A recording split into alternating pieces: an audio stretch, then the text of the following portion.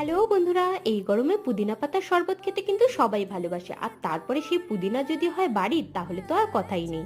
তবে বাড়িতে পুদিনা গাছ কিভাবে ঝোপালো করবেন, তার জন্য 5টা টিপস আজকের ভিডিওতে।